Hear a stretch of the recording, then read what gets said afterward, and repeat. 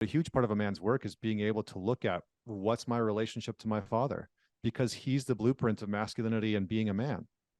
It's just a fact, or whoever the male was that was most around you in your life.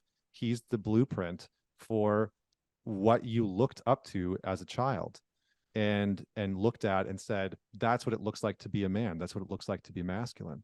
So we have to be able to look at that and reconcile with that in some capacity in order to step out of that shadow and live our own life.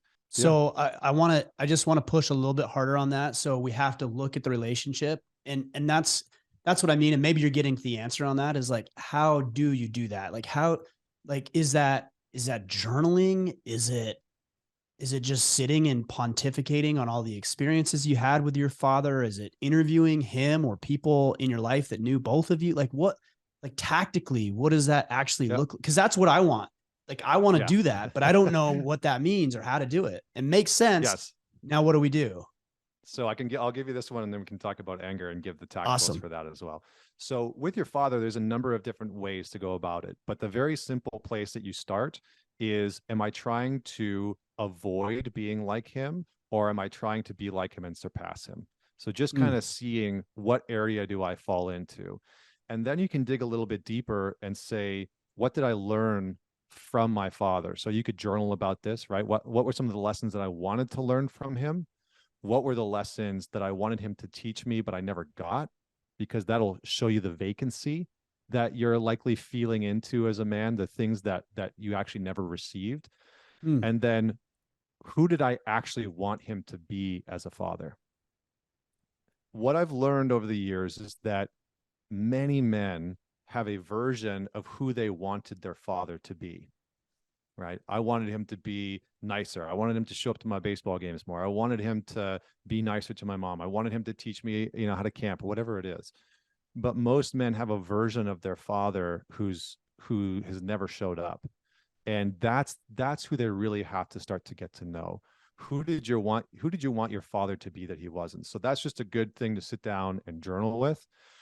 The other thing that I did that I think is great is write out 20 questions that you want to ask your father. And if he's still alive, sit down and ask him. mm. I sat down with my dad and I had written out 20 questions, and they started off very easy and light. And then they got much more difficult and deep, to the point where I was asking him, like, why did you get divorced? And were you having an affair? Because that conversation had never been had. And so What was his that is a response to some of those questions? How did he take that question he was a little asking? prick he was a little prickly. Yeah, I mean, he was a little, like, his guard was up, and it was challenging for him to have that conversation. But I was clear with him, like, I said, I'm asking you these questions because I genuinely want to know who you are and want to be free of judging you for anything. Mm, And I think there was something about that comment that he could respect, because I was very clear that I'm not trying to blame you for anything. I'm not trying to drag things out. I'm not trying to blame my life on you. I actually want to free myself from having you be the, background reason for any of my problems in life. I actually want to let that go right, entirely. right. And so I think that helped him a lot. So write down 20 questions, sit down with your father, ask him those questions.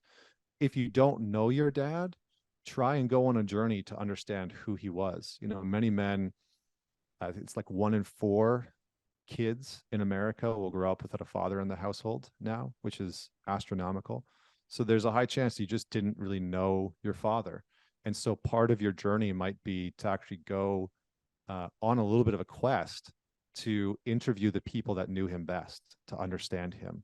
And I've given that to guys who, their father left, or had an affair and they didn't see them anymore, or they were workaholics and they just never got to see them, etc. So that can also be a worthy endeavor. And then lastly, I would say, ask yourself the question, be really, really honest. What about your father or your relationship to your father have you resented?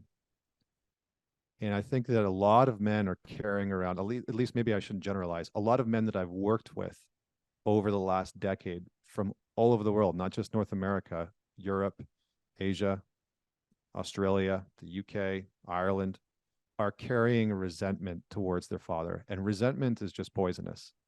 It gets in the Yeah. way of our relationship with our fathers. And because our fathers were a blueprint, again, for what it means to be a man and to be masculine unconsciously, we carry that resentment somewhere within us. You know, Friedrich Nietzsche, I put this quote in the book, but Friedrich Nietzsche said that within the son is the hidden secrets of the father. Within the son is the hidden secrets of the father.